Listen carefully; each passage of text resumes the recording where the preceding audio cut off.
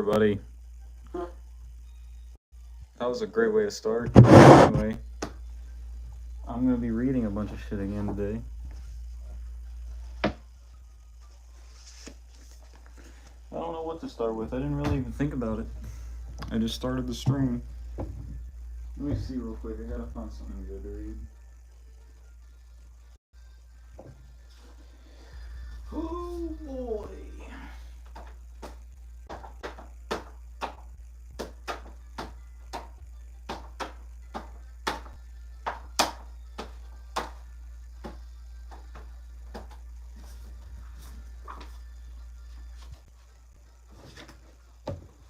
Alright.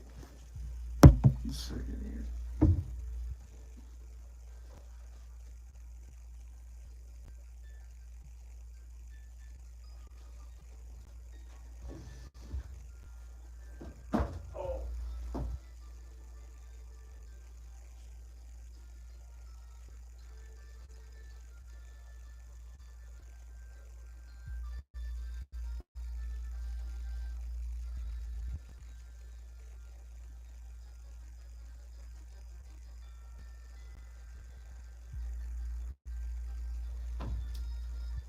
Alright, here's some, I guess. Okay. I'll get one more.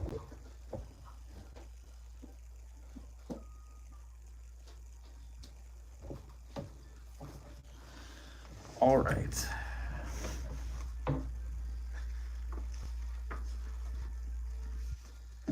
I'll start with reflections on European mythology and polytheism, where I was at, because I was reading this in a previous stream. Birds, snakes, insects, oxen, wolves, and so forth, so they too walked in shapes. First, though, who or what walks in shapes? The answer is, of course, our spirits. You are born into a shape, you live, walk in this shape, and then you die. You are then born again into a new shape, and you live, walk again, and you die again. And so it continues, possibly for all eternity. So our spirits are immortal entities who just change shapes every now and then. We are the ones who walk in shapes. The gods are us and we are them, and just like the Greek philosophers, generally speaking, believed, we can walk in all kinds of shapes, from the lowest of creatures, bugs and worms, to the highest of creatures, gods, and in everything in between too. If it is physical and if it has life, it is a vessel of some sort of spirit. We must continue to ask questions, though. What then is a spirit? The spirits and deities also were said to take the form of trees and other plants, and as explained, all life is caused by light, so it would be correct to call our spirits and deities simply by the name light. Or perhaps light elves would be better, white light, so the true you is white light walking in shapes. However, our most noble and highly intelligent forebears claimed that you could add to this light yourself. You could feed it, nourish it, and make it greater, like you can with a rumor, like you can with your honor. On a spiritual plane, your honor will also light up the world for others, inspire them, strengthen them in their resolve, comfort them when they are in trouble, and help them find the way through the darkness of our world. We know this is true. We still grow from the light created by our long-gone heroes and heroines.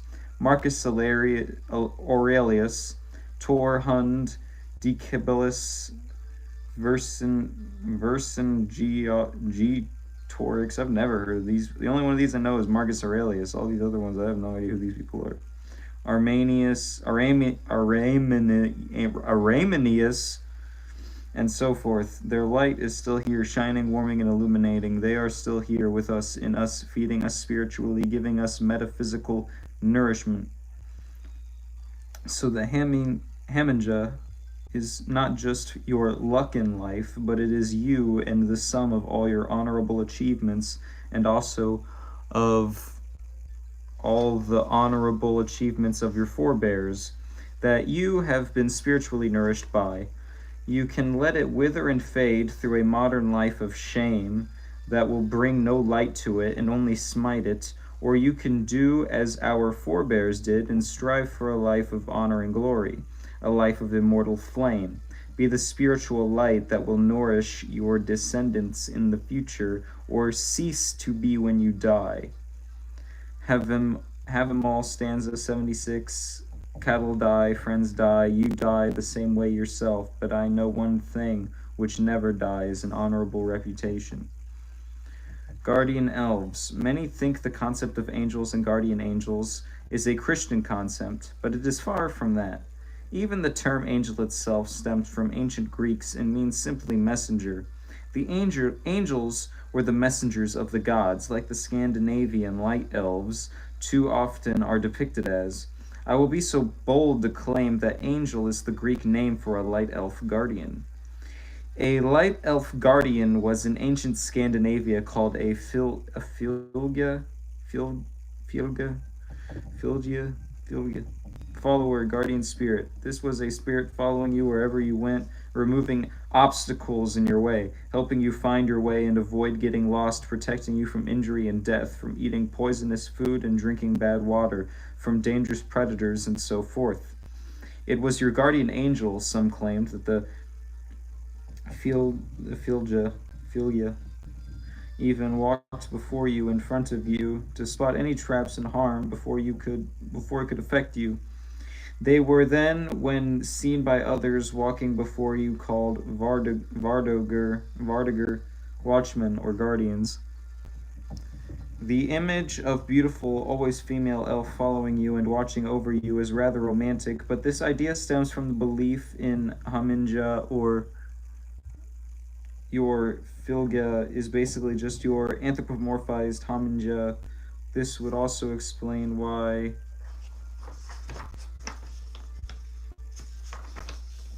Haminja is often translated as meaning Filga. Only your honor can really protect you from the ills of this world, not only directly, but also in the sense that the honor will ensure your spiritual survival and immortality. No matter what happens to your physical body shape, nothing can harm the honorable, no death, no pain, only dishonorable behavior can, because it takes away the honor of the person. Honor is all that matters in the long run.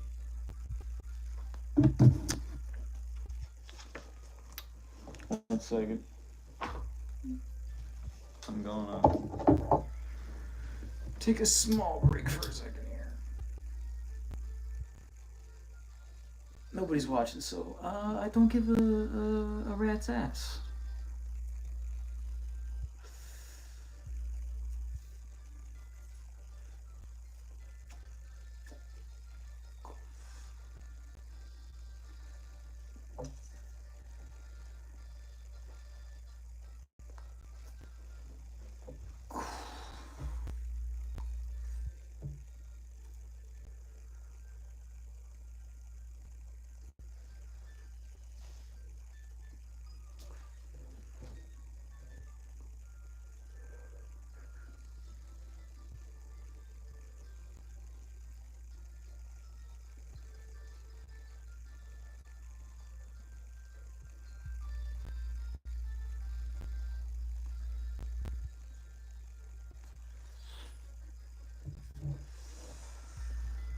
To go for one brief second.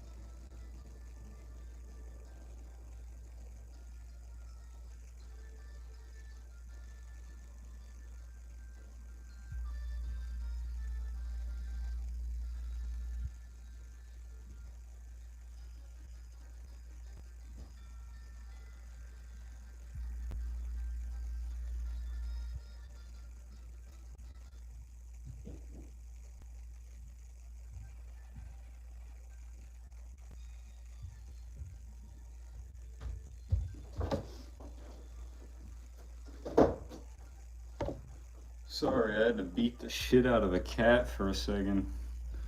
You know, I just had to go out there and, like, beat a cat's ass. You know, you gotta do what you gotta do. What I'm saying is I beat the shit out of an animal. A cat. So don't worry, it didn't matter that much.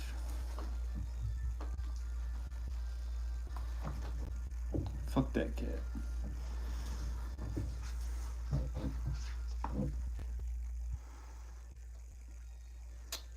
When our enemies attack us with lies and false rumors, they attack our honor because they have understood that this is the way to destroy Europe. They falsify everything that is ours, and they spread only lies about our forebears.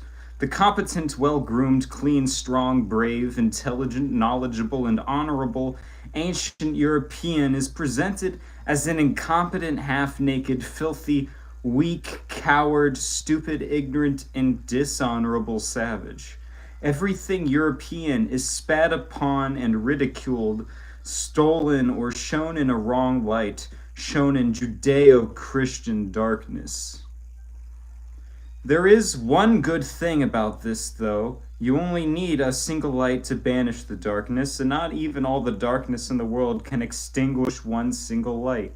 Ladies and gentlemen, bring back your light elves, your followers, lighting up the world for you, and never be afraid to walk straight through the Judeo-Christian darkness ever again, and banish their darkness as you do safely and proudly. Hail the light elves, hail and glory. Valhalla awaits. The Norns, the goddesses of fate, dwell by the well of Mimir. Memory, reminiscence, alias, the well of Urdur, esteem, honor, stone, found in the terms what weird and weird, wired and weird. I don't. The same. I don't know if these would be pronounced differently, but one's WYRD, and then the other one literally is just weird. This well is no other than the caves or dolmens in which the dead rest, the menhirs.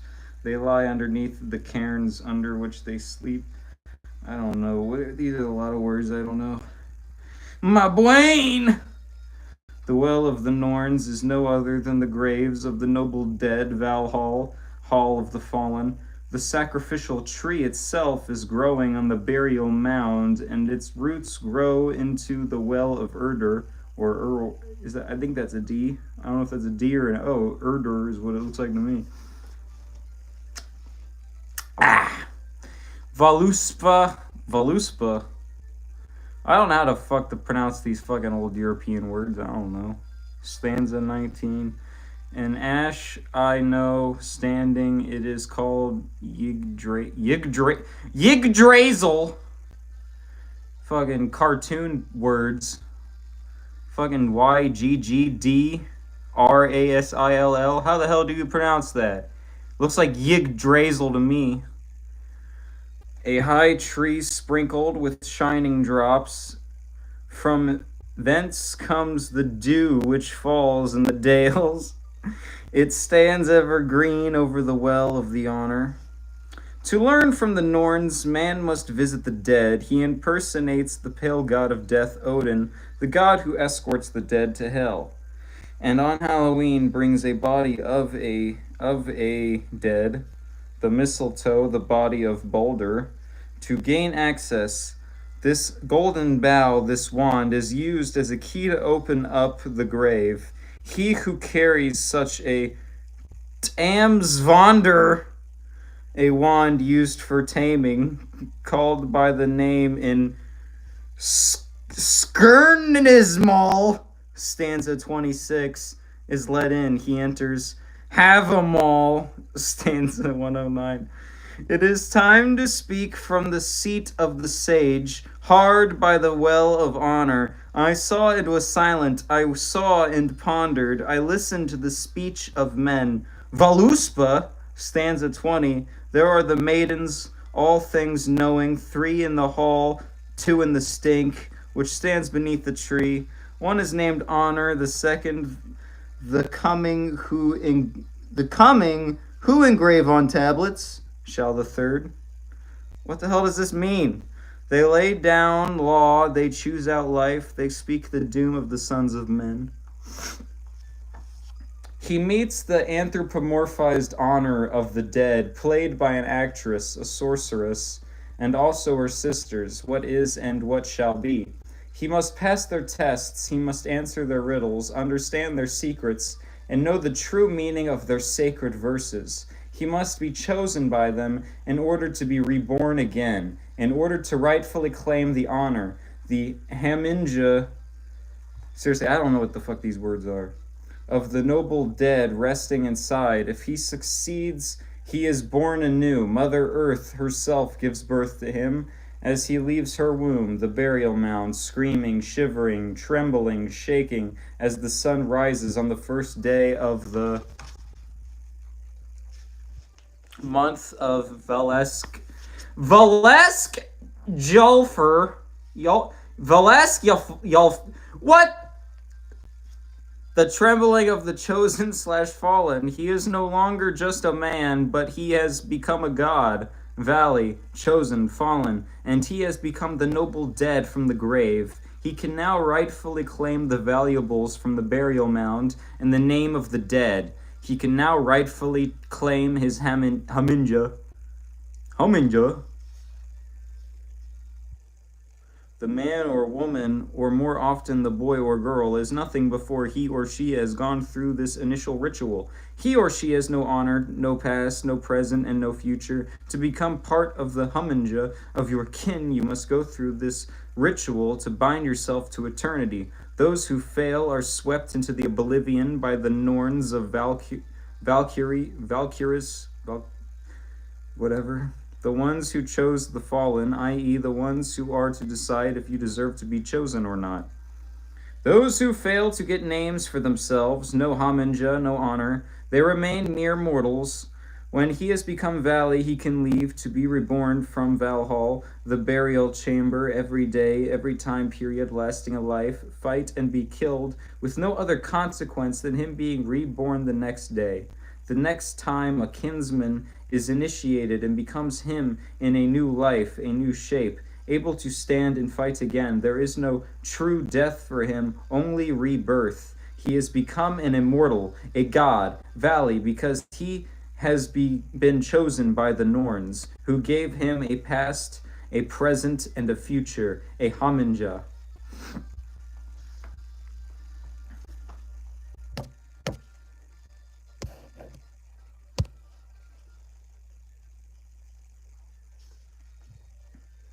Valhall and Asgaror, the spirit garden, are not heavenly realms as such, but located right here on Earth amongst us. But they are only accessible for those of us who have become gods or goddesses. They are only accessible for those of Jarl's kin. They are only accessible for the man with a haminja. This is the meaning of destiny in Scandinavian mythology. This is what the Norns, the goddesses of fate, tell us. The web they are said to spin, the threads of life, is what makes up the haminja. The honorable deeds, the glorious achievements, the courageous decisions taken in life, the brave acts, the noble life, the divine wisdom, the spiritual light emitted from your own spirit unto others. The Norns used the water from this well of memories to water Yggdrasil. Seriously, I have no idea how I could possibly pronounce that word. It's literally spelled Yggdrasil. Yggdrasil is the best I can come up with. Yggdrasil is what it clearly looks like. That's what it looks like to me. The tree of life. Life grows and becomes stronger and better by the honor of man. Day, no dag. From from Norse dagger, day, originally meaning not just day, but life, limit. Fate in Scandinavia is not a fate which takes revenge on the individual like Nemesis, and which can be seen to interpose in the fortunes of men. It is Instead, a sweeping world force set free, left to work itself out in the life of the universe. It knows no law except that of consequence, and obeys no impulse except that of nature. It renders the events of life as inevitable as the sunrise. The vibrations of the universe. Music, or indeed damn it, where the hell was I even at? It knows no law except that of consequence and obeys no impulse except that of nature. It renders itself a life inevitable as the sunrise. Music, or indeed sounds in general, can also help elevate man to the divine, or it can be used to lower man's spirit into the depths of the earth, into the spiritual abyss, to strengthen the etin power in us, i.e., awaken base instincts, and to suppress the gods in us. Just like the divine light forms and shapes our minds, so does sounds. The European man, who has only ever heard the birds sing, the winds howling, water running in the creeks, the waves washing the bare rock face, or the beaches, animals moving about in the forest, his loving family's voices, water boiling, thunder in the clouds, rain falling, and wood burning under the cauldron, is never a cruel and sinister man. He is a thoroughly good man, because his European nature is so perfectly intact. No poison is to be found in his words, no ill will in his thoughts, nothing impure in his spirit. The world is different today, and all sorts of... Well, what's always saying? The water is boiling like Kirby. Yeah, and Kirby's literally there. Literally, I had fucking Kirby on my fucking TV and shit. And all sorts of sounds penetrates into our minds every day, disturbing the harmony therein, causing us to feel uncomfortable. A maelstrom of is being stirred up in there, made up of sounds clashing and words recoiling and bouncing off the inside of our heads, or so it can feel anyhow. We feel tired, we get headaches, we grow melancholic or even depressed. We more become aggressive. And are you fucking pressing the heart button? What are you, gay? What are you, some kind of fucking fruit? You're looking a little sweet. Sound is as powerful as light is. It influences us no less than light does, and still we allow ourselves to be exposed to disharmonic, loud, extreme, and uncomfortable sounds all the time. Would you stand and stare at the sun or even a shining light bulb? No. Then why would you live or work in a noisy city and let the no less powerful sounds have similar effect on you? The most harmonious sounds we know are, of course, what we call music, and this can be used to stimulate the good in you, to make the deities grow stronger in you, to strengthen your mind and make you more courageous, like Scottish Highlander bagpipe music during an assault, or drums in war in general. To inspire and to lift your mind. Music is sorcery, every song is a spell. Well, that's fucking gay. The deity of music in Scandinavia is called Bragi. Bragi? But this is just another name for Balder. So the deity of music in Scandinavia is Balder. His Greek name is Apollon. Apollon! He is the most pure and innocent of all the gods. Let the light of Balder shine upon you. Let his celestial music banish all darkness in you. Ave Apollon, Halar, Balder.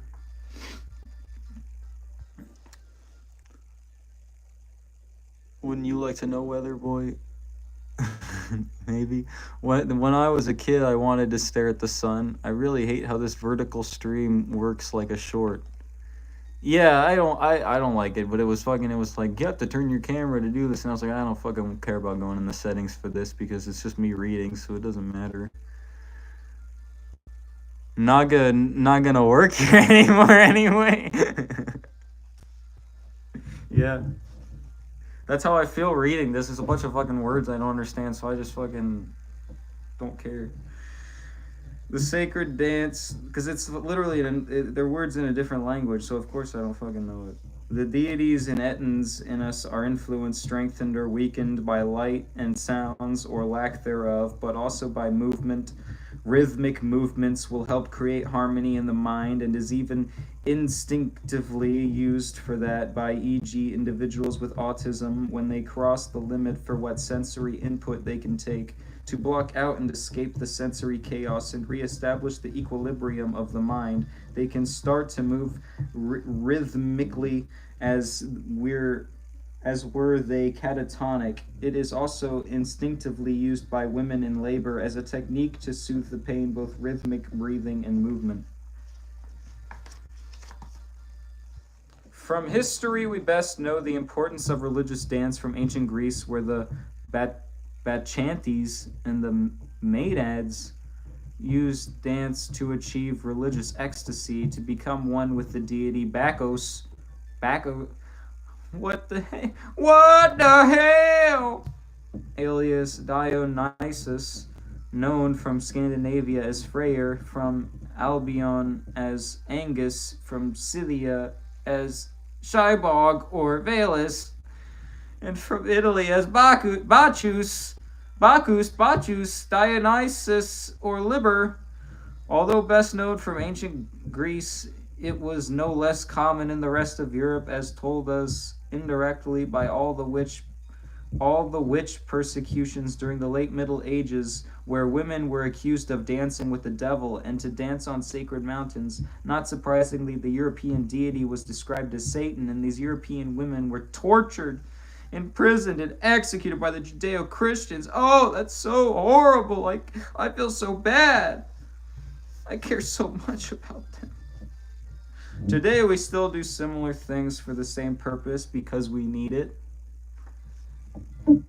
Yumo Gwegwe Fighty Sao. Yumo Gwegwe Fighty Sao? What?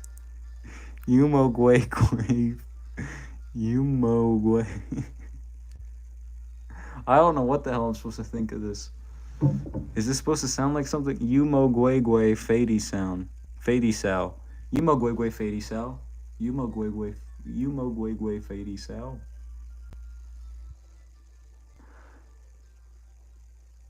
It's the thing Uncle always said in Jackie Chan.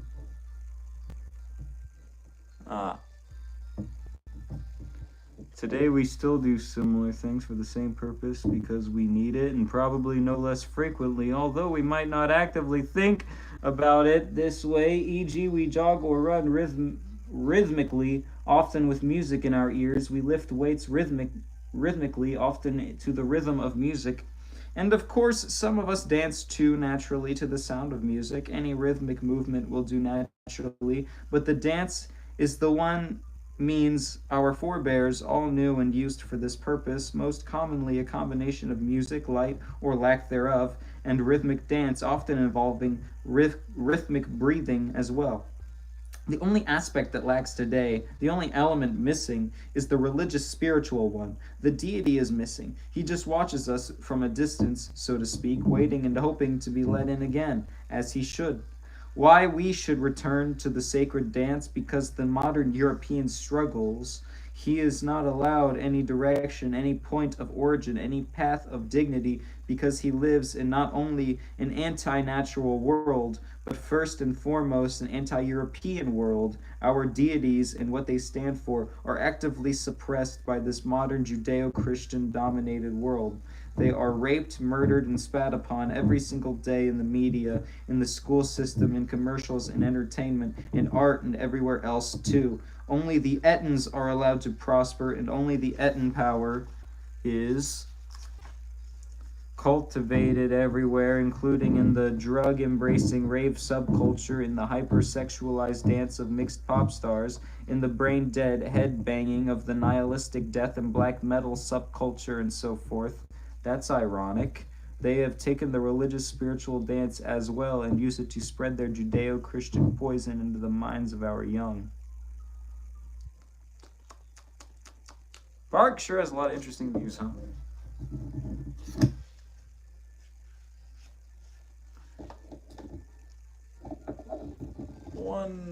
Another small break right here.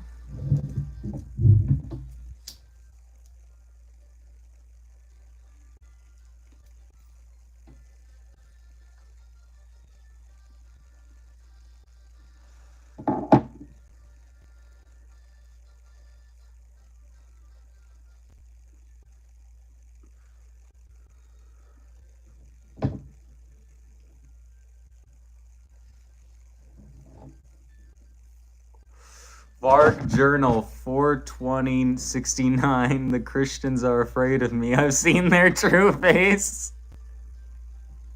That's really funny.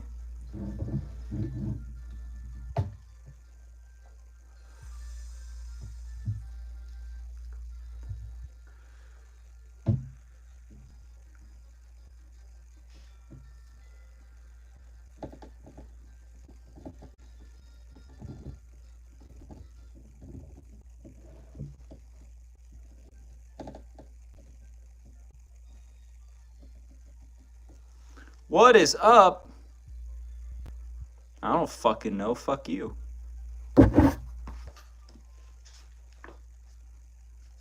I'm sorry. The dance should be something we actively use to become better. We should jog or run not only to improve our stamina and general constitution. We should lift weights, or rather work hard, not only to grow stronger. We should dance in ceremonies not only because it might be fun or socially enriching. We should always also have the divine in mind, the improvement of the spirit as well. The sexual dance, when a young man and a young woman danced together, was also a religious spiritual dance. The purpose was for young men and women to find out whether or not they were a good match. What you up to? Just currently reading Varg Vikernes' Reflections on European Mythology and Polytheism.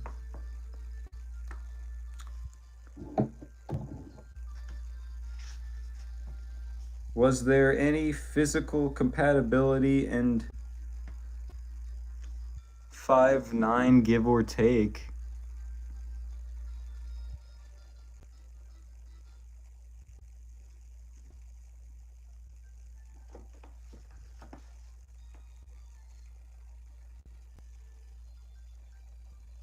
Sounds nice.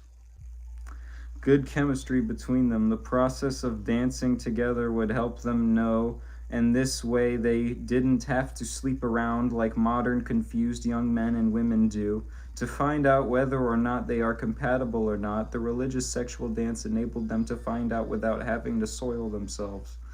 Dancing is a religious spiritual thing. The Christians are kept sitting down in their crypto synagogues, churches, and they sing only Judeo-Christian songs to numb their European spirits further and to deprive them of the contact with themselves and their own nature. The Judeo-Christians labeled all dancing as satanic, not least because of the Renaissance, when they saw that Europe was about to wake up from the Judeo-Christian psychosis. Later, when they failed to suppress the awakening of the European spirit, they also tried, like they had done with all the European festivals before, when they failed to suppress them, to steal the sacred dance, pervert it, and ruined it, something they have only partially succeeded with. Idub soils himself.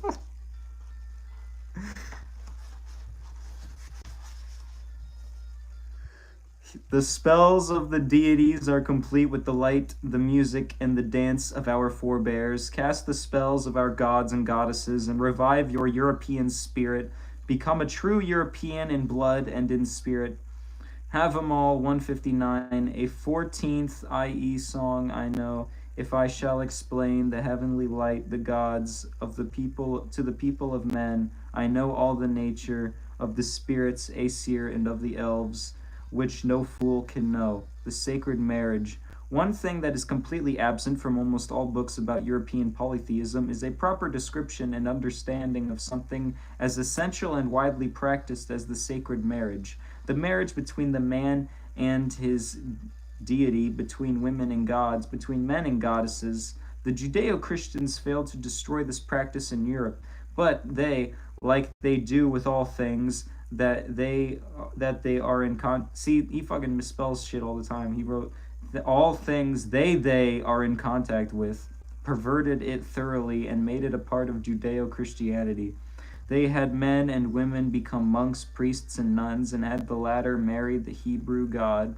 What had been a healthy practice was turned into a genocidal tool for the Judeo-Christians, enabling them to ensure that the most well-meaning, peaceful kind of loving of Europeans kind and loving of Europeans didn't procreate. The sacred marriage in Greek called hieros gamos stems from the Stone Age, when society was ruled by a king found through careful selection, married to a queen found through a no less careful selection. The most beautiful girls came together and competed in a series of contests known in Scandinavia as bröllop.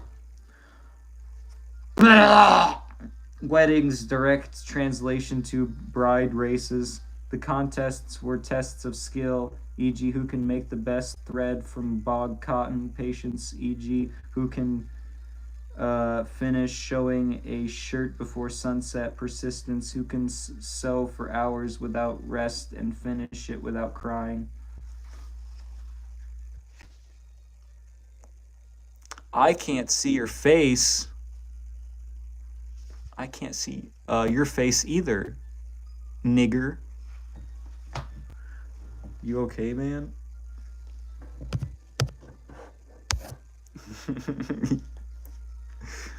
Fugitive Red Eye, what are you doing, huh? You eating shit?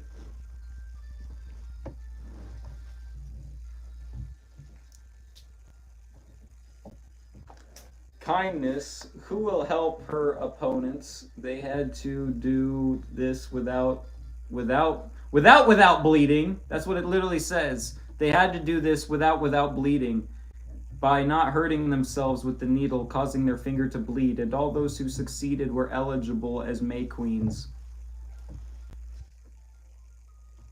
What is this? Retarded ass emoji.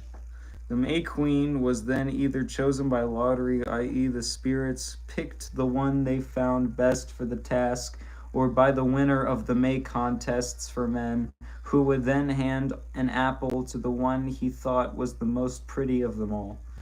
Ah! This book's about a lot of simpage. There's a lot of fucking simpage going on in this book.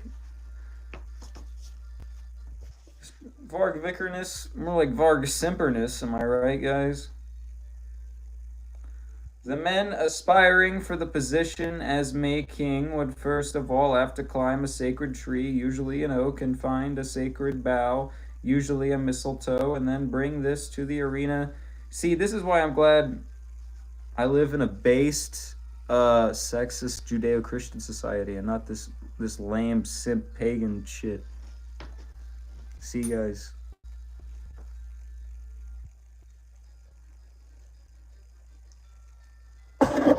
I gotta go for 1 second.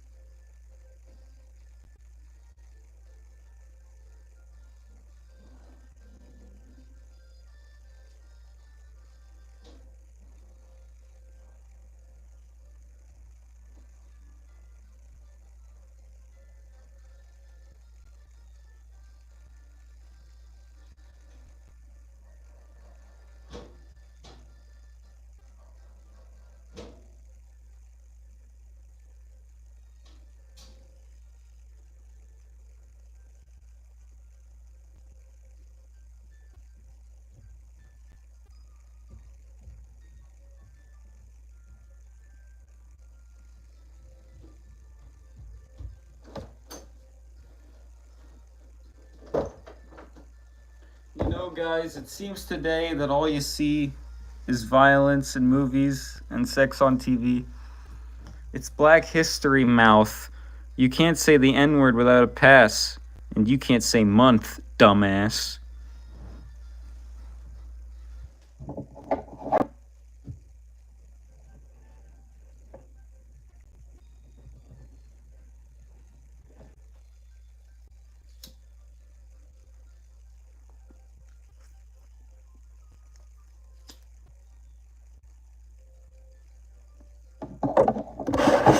Well, let's read here.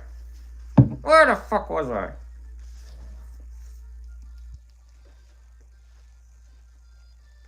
The men aspiring for the position as May King would first of all have to climb a sacred tree, usually an oak, and find a sacred bough, usually a mistletoe, and then bring this to the arena where they were to participate in a race for men.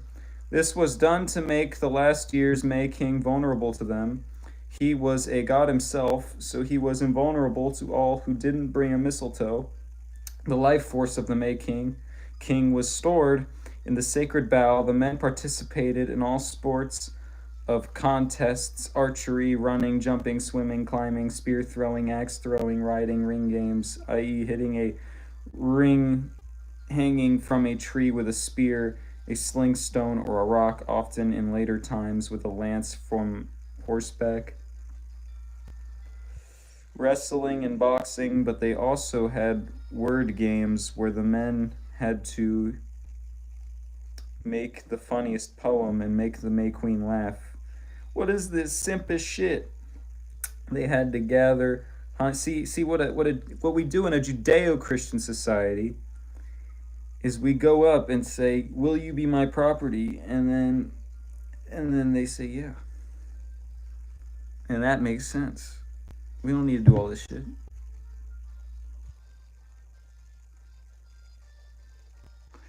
Is that smoke I see? If you're doing what I think you're doing, pass me some. Smoking is immoral. They had to gather honey, find fresh water, find the largest pearl in a seashell on the bottom of the sea, solve riddles, make fire, catch fish, hunt game, and so forth. We know of all these contests from the Scandinavian fairy tales and also from the French and German fairy tales gathered by the Grimm brothers. But of course, the true meaning of these have been hidden, not by Judeo-Christians, but by the European polytheists who did this to ensure their survival in a world where the Judeo-Christians destroyed everything European. Now that you have the key to understanding these wonderful fairy tales, I suggest to visit that world again. You will be amazed by just how much you understand now just by reading this far in one single post by a European polytheist. Like I have said before, you only need one single light to banish the Judeo-Christian darkness and be able to see. The man ending up as the May King was the strongest and most intelligent of them all. He was a real man, a Heracles, the honor of the chosen, but the May Queen was just a little girl, not even of age. She was not allowed to bleed from her finger when participating in the bird races, but she would only be allowed to participate at all in the bride races if she hadn't yet had her first menstruation. She would also lose her role as a May Queen if she bled for any reason, including when she had her first menstruation. What the fuck? No, guys. What am I reading over here, though? The deep didn't do it on porpoise. Is that how porpoise is spelled?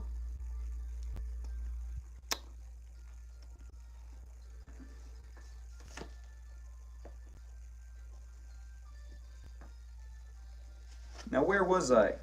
Oh yeah, the May Queen was herself a goddess, the youthful health and beauty of nature incarnate. She was a Vanir, beautiful. Venus, Aphrodite, Freya, Ain, Shaiba, etc. She was to be protected at all cost, and who would be better for this than the best man of them all?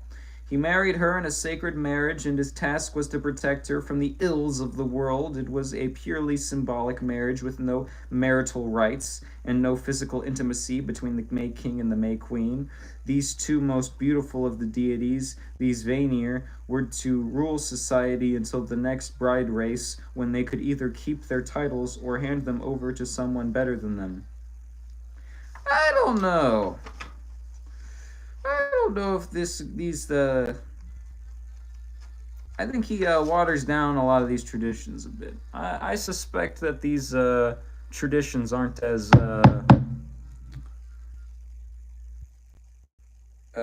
conveniently happy as he is portraying in this book.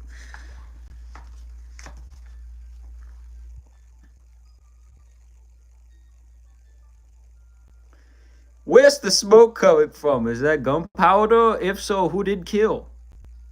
Yes.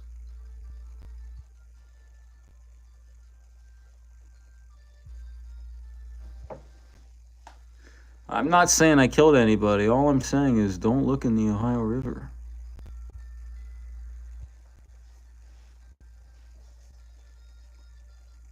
What? Where was I? The May Queen, when she bled for the first time, returned to being just another, albeit very beautiful young woman who eventually married a lucky man and probably had lovely children with him. She returned to being an ordinary ass. Ass! That's what it says. It says ass. Let me reread this. Young woman who eventually married a lucky man and probably had lovely children with him. She returned to being an ordinary ass! And then it says spirit or Aesir again. So I guess ass means spirit. So this woman's spirit is ass. Yeah, pagans did a bunch of brutal shit, and Varg just likes to pretend they didn't. Like it is true, yeah. Like he, whenever he portrays these traditions, they're always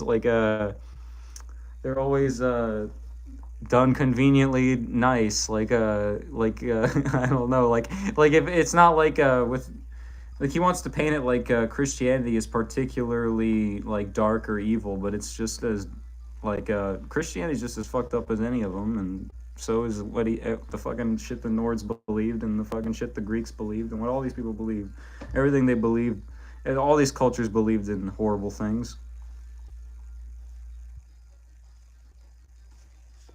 Maybe just people are horrible.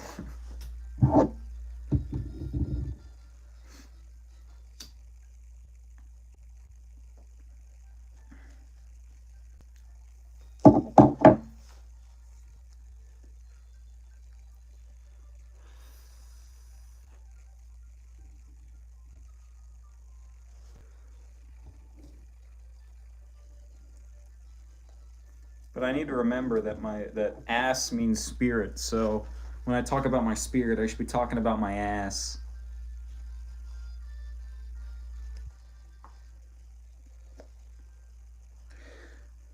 This was not only the only sacred marriage in the European society, though. The bard, Skaldmare, the Vates, I don't fucking know these words, and priests slash priestess, the priest slash priestess, and the priest king slash queen, respectively, also married their deities.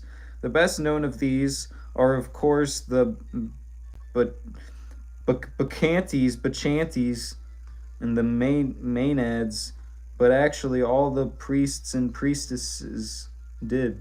They became, man, I can't fucking when they put all these words together, I don't know. One with their deities, and after a sacred symbolic marriage, they came under the protection of a god or goddess. Just like the May Queen came under the protection of the May King, they were safe from all harm.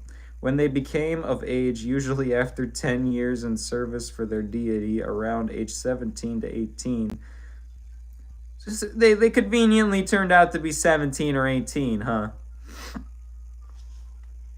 Okay. What color is your Bacchantes?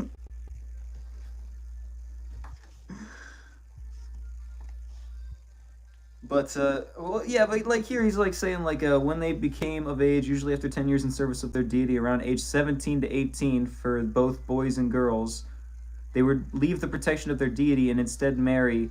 So they married at 17 or 18. That seems awfully convenient.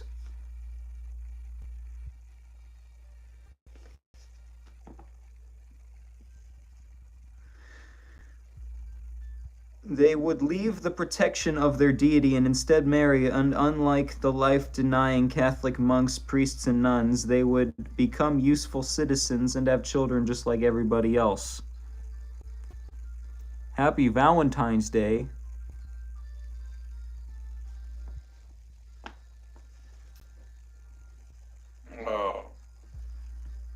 The tradition of letting the young do service to a deity was not just religious education for the individual, it was also a way for the society to produce true gods and goddesses, idols for the others, ideals, heroes, and heroines, role models. They were handpicked from the masses. Only the most beautiful, healthy girls and the strongest and wisest boys were given the honor, and it was indeed an honor to serve a deity, to marry a deity.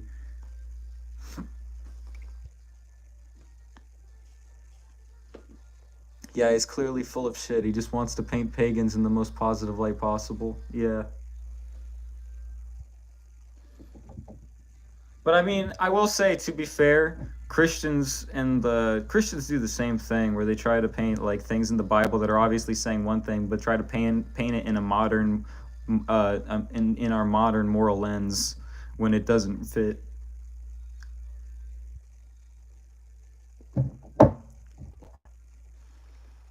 I assume he likes to pretend Vikings weren't rapists. Maybe.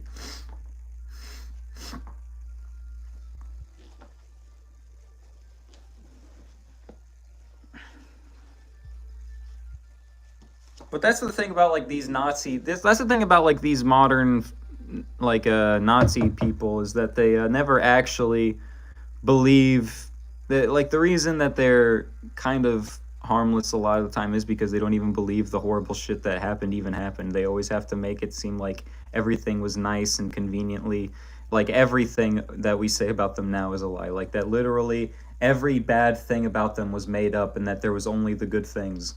And that's just nonsense to like say to rewrite history where the people were like, just, you can say which side you side with, but to make it to paint this picture that they were perfect is insane.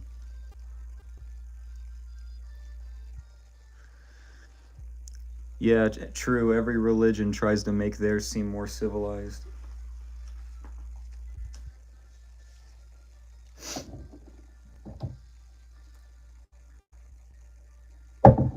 Yeah. Now where the hell was I? Now Judeo-Christianity arrived, but this romantic and beautiful tradition didn't go away, and it did not only take form of the genocidal plan to not allow priests, monks, and nuns to procreate. We also know this European tradition as it developed into what became known as chivalry. Yes, the customs and behavior of European warriors became known as chivalry, and their contests turned into knight tournaments. All of this was a continuation of European polytheism. Rather than give an apple to the girl they found most beautiful, they rode elegantly over the stand. Ozo tie her handkerchief to the lance.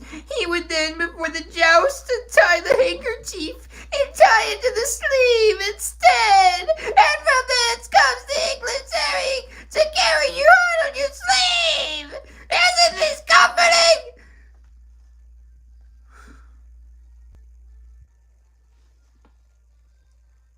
It's funny, in the Mayhem movie, they just made Varg into a fat edgelord. Yeah.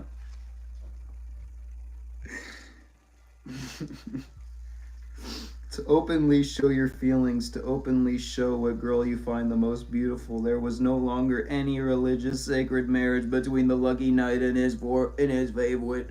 The Judeo-Christians had successfully taken that away from them.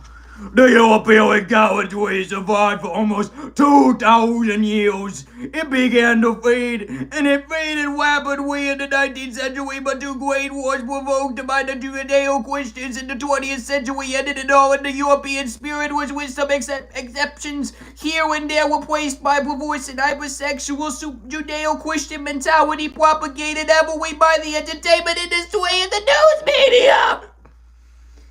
The probably only thing modern soldiers have left of this European gallantry is the way they graze each other, holding their right hand in their hands.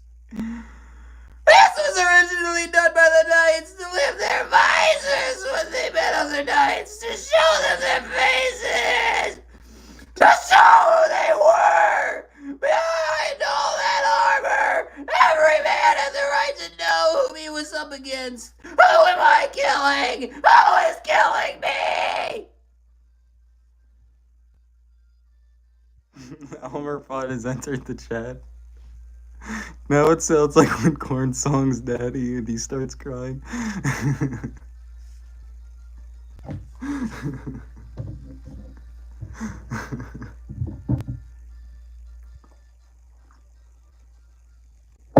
Oh my god. The apples of eternal youth. The goddess Idun and her basket of apples is a widow not solved by any scholars. Her name is often translated as the Rejuvenator or Ever Young. However, this is not an actual translation of her name, but rather an interpretation of what she does. Her nurse name, Idun, from Proto-Nordic, whatever that fuck word is, for pie, Iduno translates as laborious, industrious, who wants to work, as she is known from other parts of Europe as Proserpina,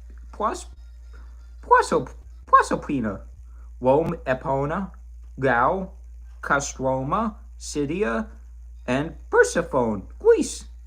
Just like her husband, Baldo is Scandinavia, also known as Bragi, she is also known as Nana. Banana. I'm a banana, I'm a banana.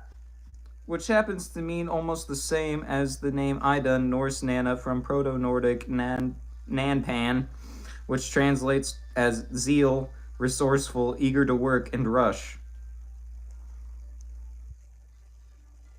Cucumber lives matter, and pickle lives don't. Banana phone.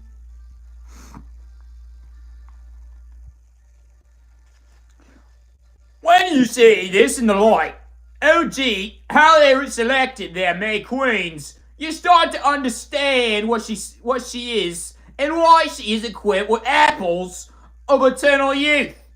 As we can recall, the girls were made eligible for the role of May Queen based on, amongst other things, their willingness to work, their eagerness to work, their industriousness, and so forth.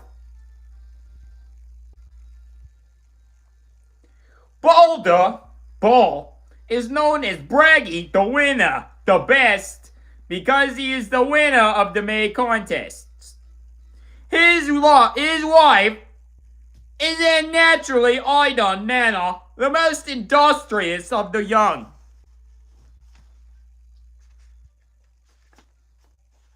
Girls selected by the lottery, or when Balder handed her an apple.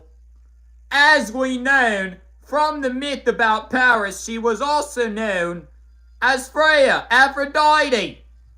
But don't let this confuse you. They were just different names for the same goddess. Now Idun is not known to have been given an apple, but to hand out apples herself to all the other deities, and this is what kept them eternally young. After she was given an apple, or picked by lottery, she, the lovely young May Queen, the embodiment of the youthful health and beauty of nature, was tasked with appointing new gods and goddesses every year.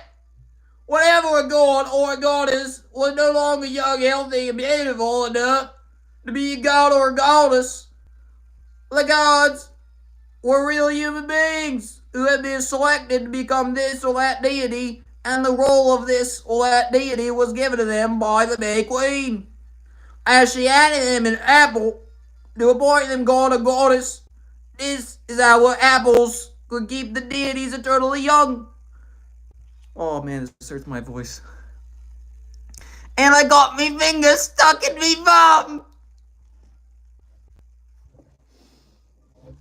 The no longer young, healthy, and beautiful deities returned to being normal human beings.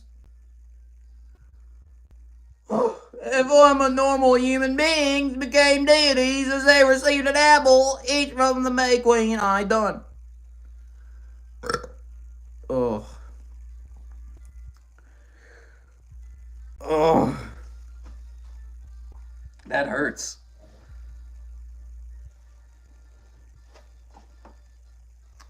Where the hell is that thing? Oh yeah, there it is. I got me finger stuck in me bum.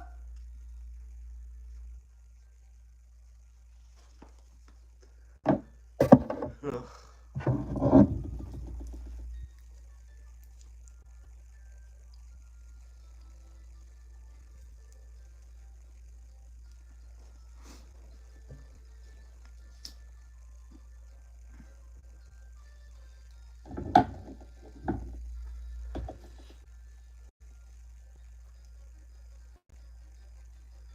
I think it's funny though how wholesome fucking Varg Vikernes is trying to make paganism sound like he's like literally he's like, oh yeah, I like paganism because oh, you know, like it's you know, it's sweet, it's poetic, it's look at this the beauty of this of the nature of the I love my wife and I love nature and I want to give this tree a big hug.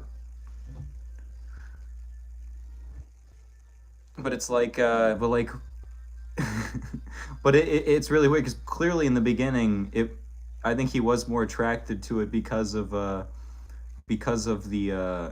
edginess of it, because of the taboo of it. But then like I think as it gone on he just sort of I think yeah I think he probably simps for his wife a lot and gets a lot of his beliefs from his wife, I imagine, when it comes to yeah, then he ignores all the rape and human sacrifice. Yeah.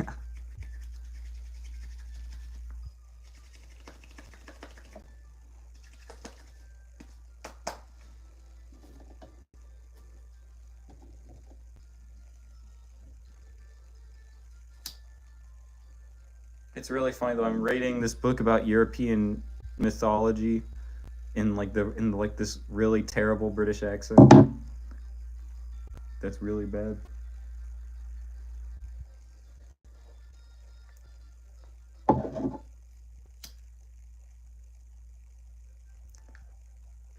But it's really dumb because really he's trying to portray he's trying to portray pagan mythology literally in a Judeo-Christian moralist lens.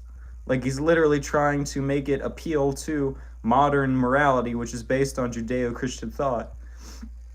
So ultimately, I think he just doesn't get the importance of Judeo-Christian belief and how it literally does like it's just a lot of it on the basis of morality is true.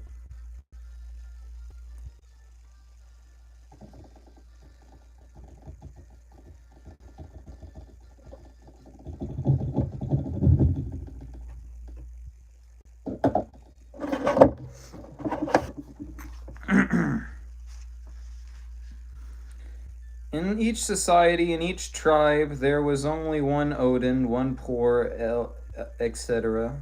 And it was naturally considered a great honor to become such a deity, and each married man and woman became a Freyr and Freya as well. Their priests and priestesses married the members of their congregations in sacred marriages, and they came under the protection of their deities. Each year they held contests amongst themselves to see which one of them would be the best to be the god or the goddess. The winner was given an apple by Idun. The contests favored health, youth, and beauty, so those lacking this were not made deities or were not allowed to continue as deities. The deities were forever young, beautiful, and healthy. They were always the best amongst them. There was a guy who worked with me that was a pagan at one point. Huh. Did he ever say anything weird? The demi-deities, the heroes and heroines described in Greek mythology, were the men and women already married to a deity, so they were demi-deities, but who had to go through rigorous tests to be allowed to become one themselves, i.e., and to take over the role of the deity from another person. The May King was the real king of the tribe, and the May Queen, the real queen, and originally they represented all the gods and all the goddesses. The king was the sky god, the queen the earth goddess, which with time this changed, and different faces of the one sky god and the one earth goddess were individually impersonated. The mighty sky god Norse Tyr from younger Proto-Nordic Tywar, from older Proto-Nordic Tywars, from Pi Divos, is better known by us from Old Latin divus and Latin deus, or from Sanskrit deva, Welsh, so all these fucking words, Gaulish, Great Father, Scythian, Rod, Div, Lithuanian, Scandinavian, that Tyr was once the king of the gods, but in the Viking age he had been replaced by Odin. He wasn't really, it was just that Odinic part of him that became the most important in society in that troublesome time.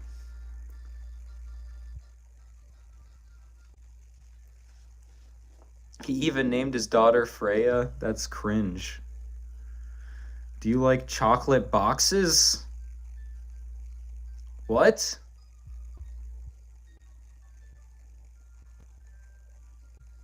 Do I like boxes of chocolate? Not really. I think chocolate dehydrates you. I don't fucking know. Kind of a weird question. When he says Sky God, it makes me think of King Cobra JFS. Would you like an egg in this trying time?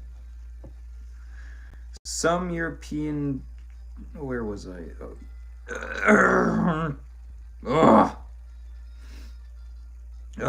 Some European tribes divided the powers of Tyr up into many, others only into a few separate gods. The name applied to the earth goddess Norse Jord, Proto-Nordic Erpo, Greek Demeter, Hera, Kybele, Scythian, Matushka, Vesna, Western European, Danu, Anna, the Lady, Roman, Juno, etc.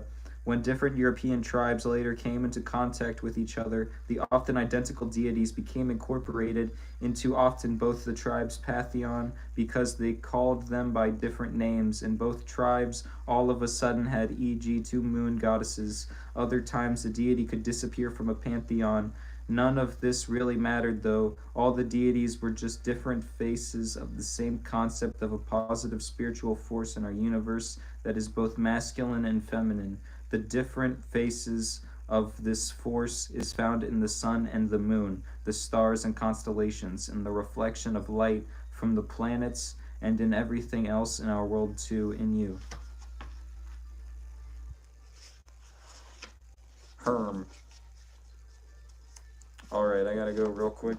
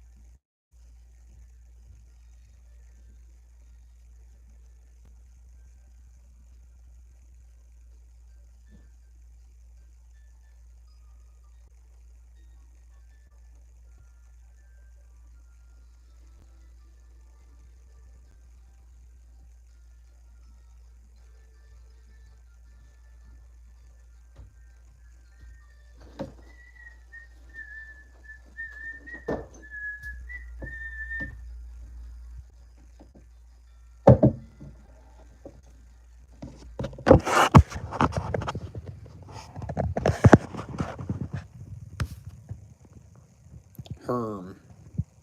A penguin? What the fuck?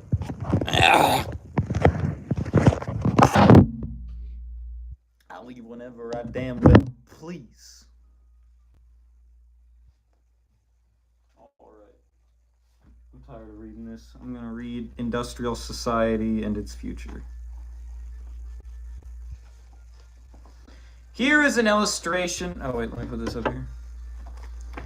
Here is an illustration of the way in which the over-socialized leftist shows his real attachment to the conventional attitudes of our society while pretending to be in rebellion against it.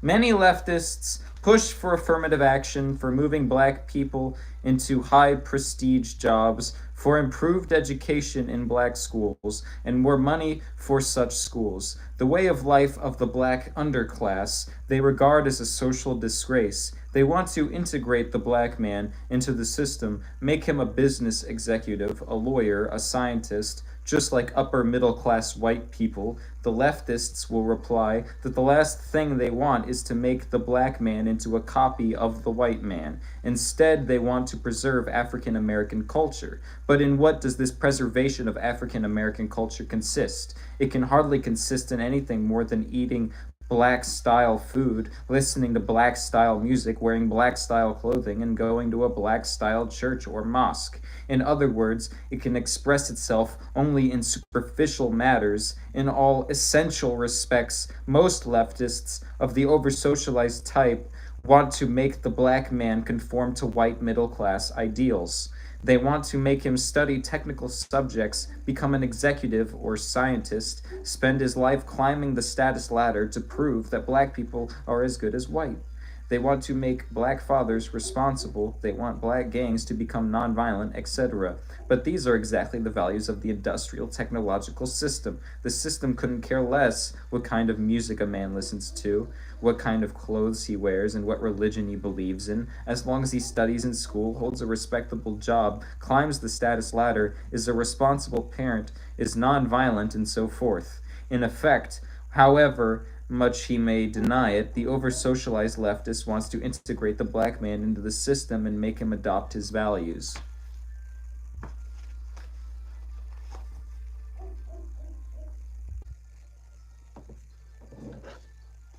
Pretty sure Maruda detected, but waiting for confirmation. I'm something of a scientist myself. My dogs are freaking barking, so I gotta go out again.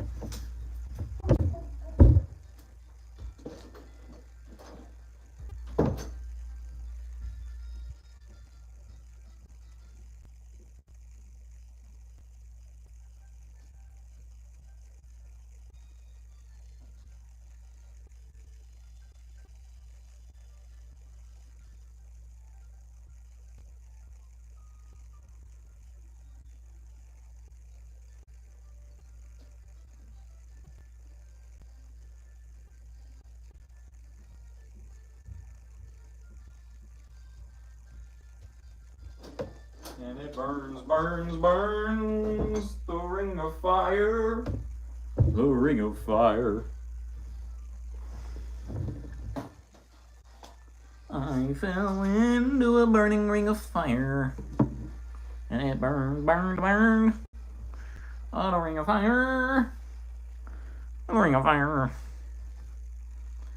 We certainly do not claim that leftists, even of the over-socialized type, never rebel against the fundamental values of our society. Clearly, they sometimes do. Some over-socialized leftists have gone so far as to rebel against one of modern society's most important principles by engaging in physical violence. By their own account, violence is for them a form of liberation. In other words, by committing violence, they break through the psychological restraints that have been trained into them. Because they are over-socialized, these restraints have been more confining for them than for others. Hence, their need to break free of them. But they usually justify the rebellion in terms of mainstream values. If they engage in violence, they claim to be fighting against racism or the like.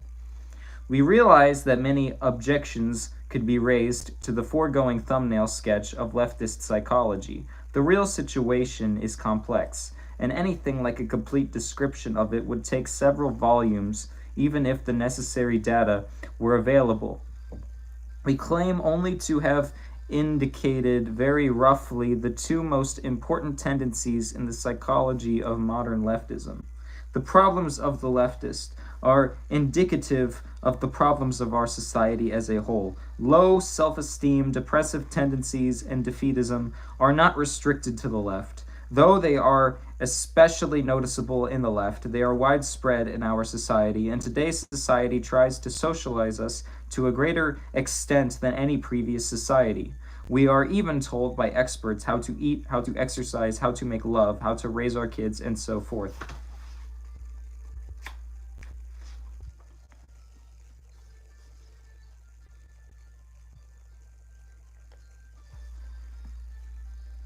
Human beings have a need, probably based in biology, for something that we will call the power process. This is closely related to the need for power, which is widely recognized, but is not quite the same thing. The power process has four elements. The three most clear-cut of these we call goal, effort, and attainment of goal. Everyone needs to have goals whose attainment requires effort and needs to succeed in attaining at least some of his goals.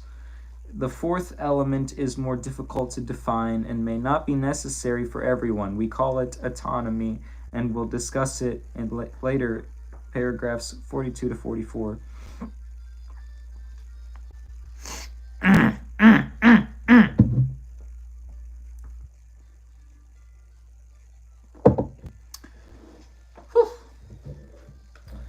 Consider the hypothetical case of a man who can have anything he wants just by wishing for it. Such a man has power, but he will develop serious psychological problems. At first he will have a lot of fun, but by and by he will become acutely bored and demoralized. Eventually he may become clinically depressed. History shows that leisured aristocracies tend to become decadent. This is not true of fighting aristocracies that have to struggle to maintain their power, but leisured, secure aristocracies that have no need to exert themselves usually become bored, hedonistic, and demoralized, even though they have power. This shows that power is not enough. One must have goals toward which to exercise one's power. Everyone has goals, if nothing else, to obtain the physical necessities of life. Food, water, and whatever, clothing and shelter are made necessary by the climate, but the leisured aristocrat obtains these things without effort, hence his boredom and demoralization. Non-attainment of important goals results in death if the goals are physical necessities, and in frustration if non-attainment of the goals is compatible with survival. Consistent failure to attain goals throughout life results in defeatism, low self-esteem, or depression. Thus, in order to avoid serious psychological problems, a human being needs goals whose attainment requires effort, and he must have a reasonable rate of success in attaining his goals. Surrogate activities.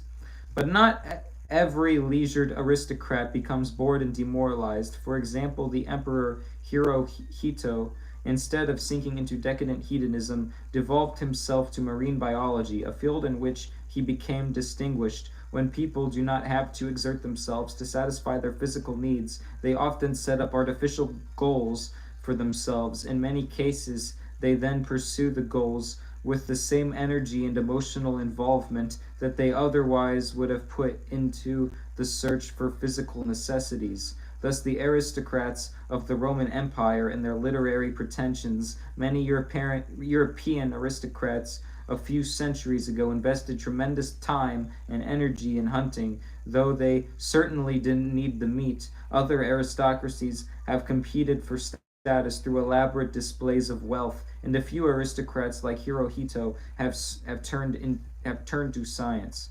We use the term surrogate activity to designate an activity that is directed toward an artificial goal that people set up for themselves. Everyone has a special one, even Ted Kaczynski. Chizu loves Hirohito.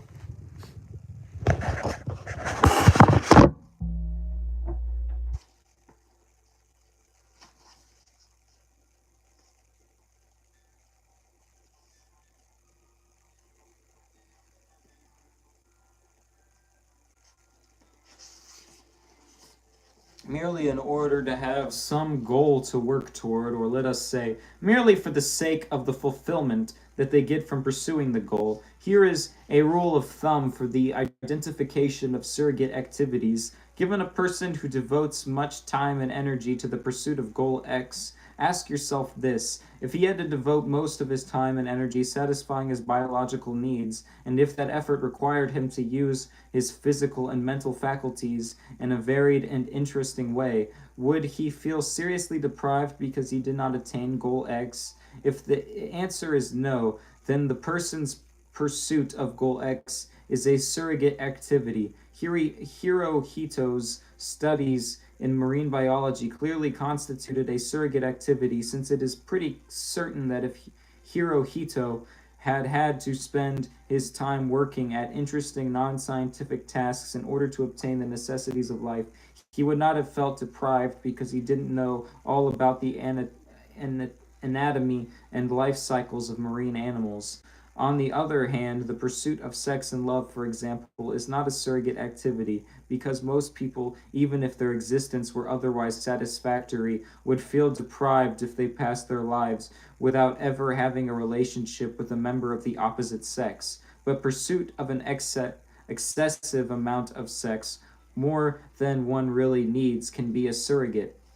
In modern industrial society, only minimal effort is necessary to satisfy one's physical needs. It is enough to go through a training program to acquire some petty technical skill, then come to work on time and exert the very modest effort needed to hold a job. The only requirements are a moderate amount of intelligence and, most of all, simple obedience. If one has those, society takes care of one from cradle to grave.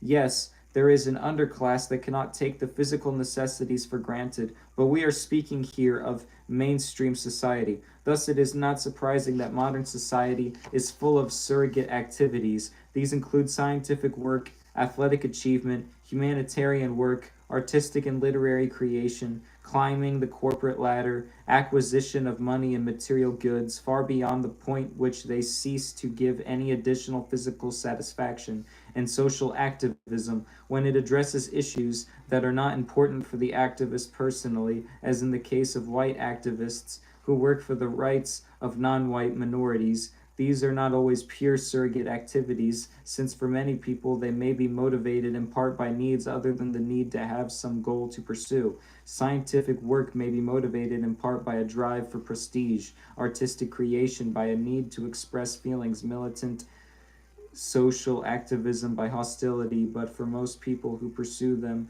majority of scientists will probably agree that the fulfillment they get from their work is more important than the money and prestige they earn.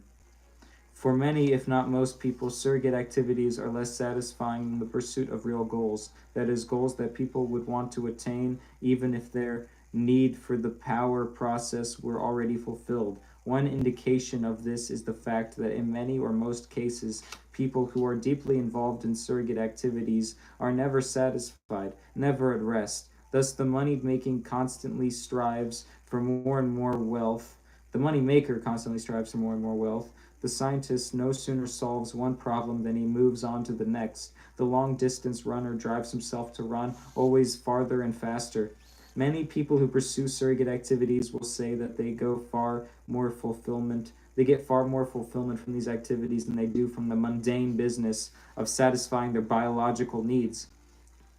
But that is because in our society, the effort needed to satisfy the biological needs has been reduced to triviality. More importantly, in our society, people do not satisfy their biological needs autonomously, but by functioning as parts of an immense social machine. In contrast, people generally have a great deal of autonomy in pursuing their surrogate activities.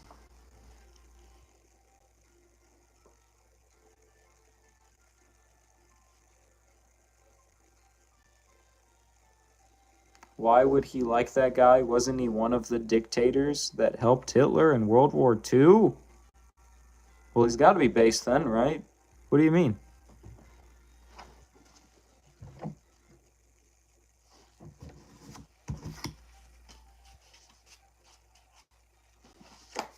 That means good, right? Don't tell me you believe in the Holocaust. Yeah, that was I figured that was I figured that probably was real ball stuff or whatever.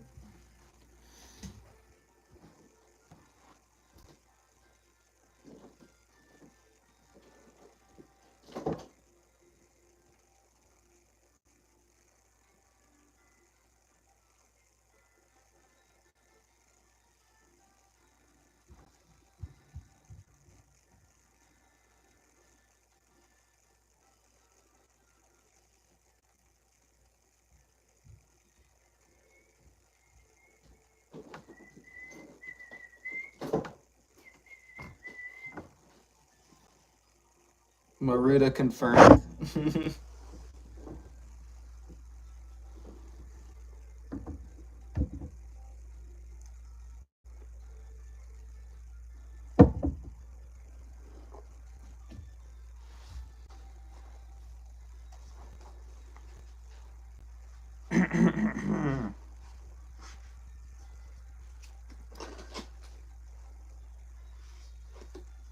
All right.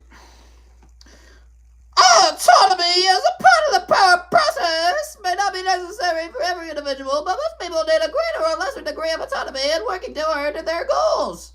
Their efforts must be undertaken on their own initiative and must be under their own direction and control. Yet most people do not have to exert this initiative, direction, and control as single individuals. It is usually enough to act as a member of a small group. Lots of half a dozen people discuss a goal among themselves and make successful joint effort to attain that goal. Their need for the power process will be served. What if they work under rigid orders handed down from above that leave them no room for autonomous decision and initiative? Then their need for the power process will not be served.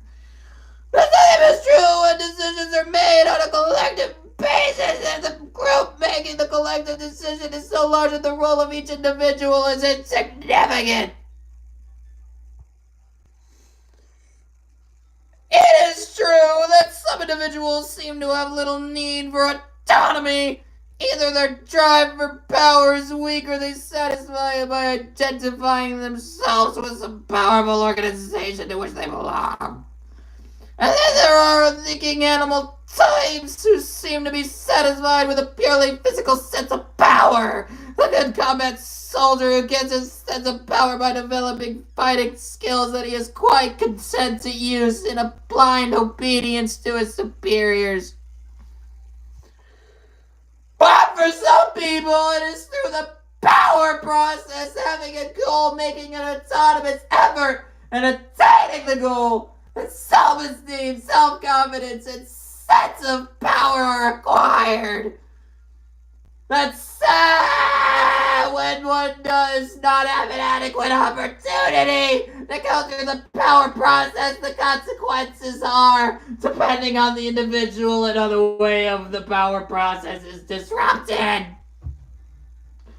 Boredom, demoralization, low self-esteem, inferiority feelings, defeatism, depression, anxiety, guilt, frustration, hostility, spouse or child abuse, insatiable hedonism, abnormal sexual behavior, sleep disorders, eating disorders, etc. What else do you want? Sources of social problems. Any of the foregoing symptoms can occur in any society, but in modern industrial society, they are present on a massive scale. We aren't the first to mention that the world today seems to be going crazy, bonkers, cuckoo-cuckoo. This sort of thing is not normal for human societies. There is good reason to believe that primitive man suffered from less stress and frustration and was better satisfied with his way of life than modern man is. It is true that not all way was sweetness and light in primitive societies. Abuse of women was common among the Australian Aborigines. Transsexuality was fairly common among some of the American Indian tribes, but it does appear that generally speaking, the kinds of problems that we have listed in the preceding paragraph were far less common among primitive peoples than they are in modern society.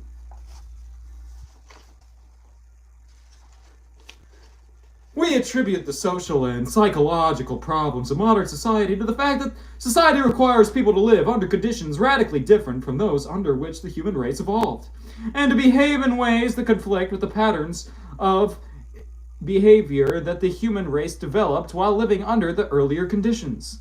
It is clear from what we have already written that what we consider a lack of opportunity to properly experience the power process as the most important of the abnormal conditions to which modern society subjects people. But it is not the only one. Before dealing with disruption of the power process as a source of social problems, we will discuss some of the other sources. Among the abnormal conditions present in modern industrial society are excessive density of population, isolation of man from nature, excessive rapidity of social change, and the breakdown of natural small-scale communities such as the extended family and the village or the tribe. It is well known that crowding increases stress and digression. The degree of crowding that exists today and the isolation of the man from nature and consequences of technological progress. All pre-industrial societies were predominantly rural. The Industrial Revolution vastly increased the size of cities and the proportion of the population and that lives in them, and modern agricultural technology has made it possible for the Earth to support far denser population than it ever did before. Also, technology exacerbates the effects of crowding because it puts increased disruptive powers in people's hands. For example, a variety of noise-making devices, power mowers, radios, motorcycles, etc. If the use of these devices is unrestricted, people want peace and quiet, are frustrated by the noise. If their use is restricted, people who use the devices are frustrated by the regulations. But if these machines have never been invented, there would have been no conflict and no frustration generated by them.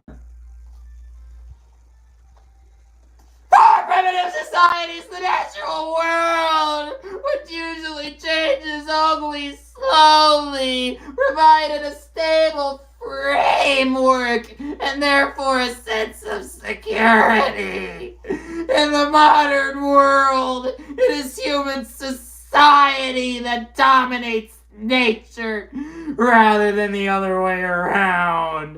And modern society changes very rapidly owing to technological change. Thus, there is no stable framework. The conservatives are fools! Fools! We're losing our democracy! Listen to me, Republicans! I'm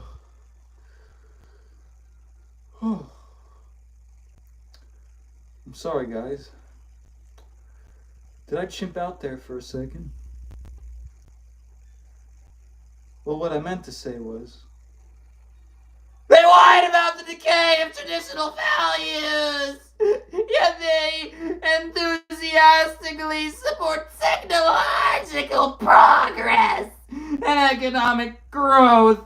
Apparently, it never occurs to them that you can't make rapid, drastic changes in the technology and the economy of a society without causing rapid changes in all other aspects of the society as well. And that such rapid changes inevitably break down traditional values. Oh. They warned us. They warned us about people like you!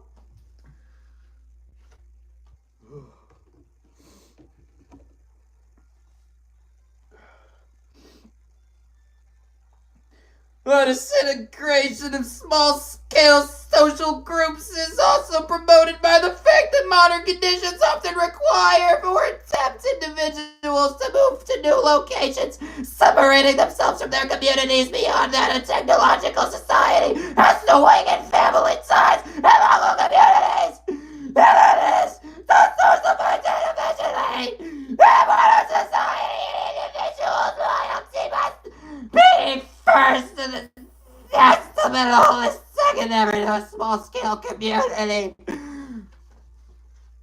Because if the internal loyalties of small-scale communities were stronger than loyalty to the system, such communities would pursue their own advantage to the expense of the system. Suppose that a public official or a corporation executive appoints his cousin, his friend, or his co-religionist to a position rather than appointing the person best qualified for the job.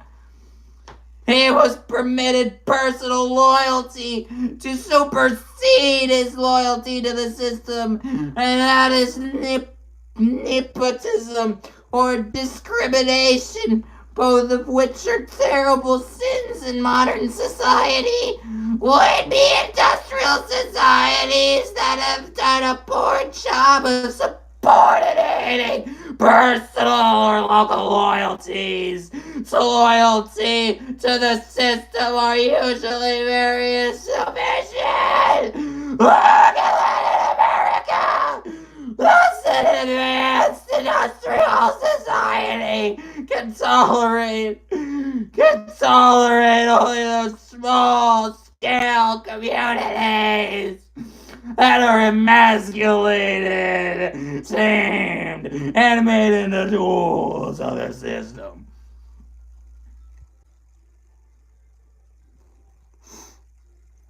I'm gonna get ready for work. Talk to you later. Okay.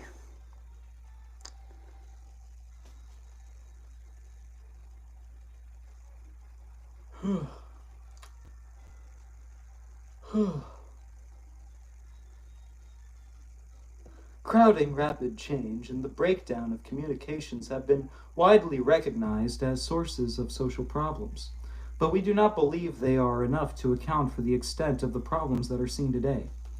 A few pre-industrial cities were very large and crowded, yet their inhabitants do not seem to have suffered from psychological problems to the same extent as modern man. In America today, there still are uncrowded rural areas, and we find there the same problems as in urban areas, though the problems tend to be less acute in the rural areas. Thus, crowding does not seem to be the decisive factor.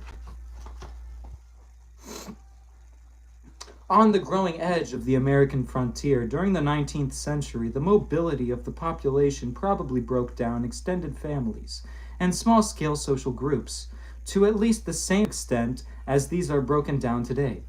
In fact, many nuclear families lived by choice in such isolation, having no neighbors within several miles, that they belong to no community at all, yet they do not seem to have developed problems as a result.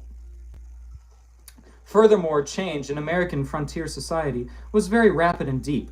A man might be born and raised in a log cabin outside the reach of law and order and fed largely on wild meat, and by the time he arrived at old age, he might be working at a regular job and living in an ordered community with effective law enforcement. This was a deeper change than that which typically occurs in the life of a modern individual. Yet it does not seem to have led to psychological problems. In fact, 19th century American society has an optimistic and self-confident tone, quite unlike that of today's society.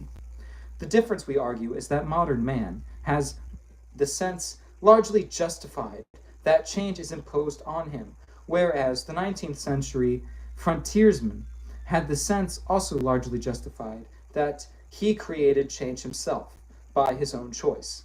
Thus, a pioneer settled on a piece of land of his own choosing and made it into a farm through his own effort. In those days, an entire country might have only a couple of hundred inhabitants, and was a far more isolated and autonomous entity than a modern country is.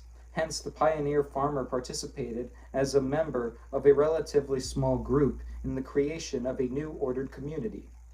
One may well question whether the creation of this community was an improvement, but at any rate, it satisfied the pioneer's need for the power process. It would be possible to give other examples of societies in which there has been rapid change and or lack of close community ties without the kind of massive behavioral aberration that is seen in today's industrial society. We contend that the most important cause of social and psychological problems in modern society is the fact that people have insufficient opportunity to go through the power process in a normal way. We don't mean to say that modern society is the only one in which the power process has been disrupted. Probably most, if not all, civilized societies have interfered with the power process to a greater or lesser extent. But in modern industrial society, the problem has become particularly acute. Leftism, at least in its recent mid to late 20th century form, is in part a symptom of deprivation with respect to the power process. Disruption of the power process in modern society. We divide human drives into three groups: those drives that can be satisfied with minimal effort, those that can be satisfied but only at the cost of serious effort, those that cannot be adequately satisfied, no matter how much effort one makes. The power process is the process of satisfying the drives of the second group. The more drives there are in the third group, the more there is frustration, anger, eventual defeatism, depression, etc. In modern industrial society, natural human drives tend to be pushed into the first and third groups, and the second group tends to consist increasingly of artificially created drives. In primitive societies, physical necessities generally fall into group 2. They can be obtained, but only at the cost of serious effort. But modern society tends to guarantee the physical necessities to everyone in exchange for only minimal effort, hence physical needs are pushed into group 1. There may be disagreement about whether the effort needed to hold a job is minimal, but usually in lower to middle level jobs, however effort is required is merely that of obedience. You sit or stand where you are told to sit or stand, and do what you are told to do in the way you are told to do it. Seldom do you have to exert yourself seriously, and in any case, you have hardly any autonomy in work, so that the need for the power process is not well served. Social needs such as sex, love, and status often remain in group 2 in modern society, depending on the situation of the individual. But except for people who have a particularly strong drive for status, the effort required to fulfill the social drives is insufficient to satisfy adequately the need for the power process.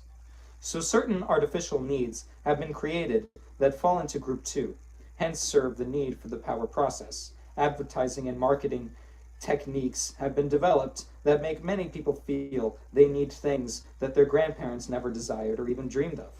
It requires serious effort to earn enough money to satisfy these artificial needs, hence they fall into group 2. All right, I think I've read enough today.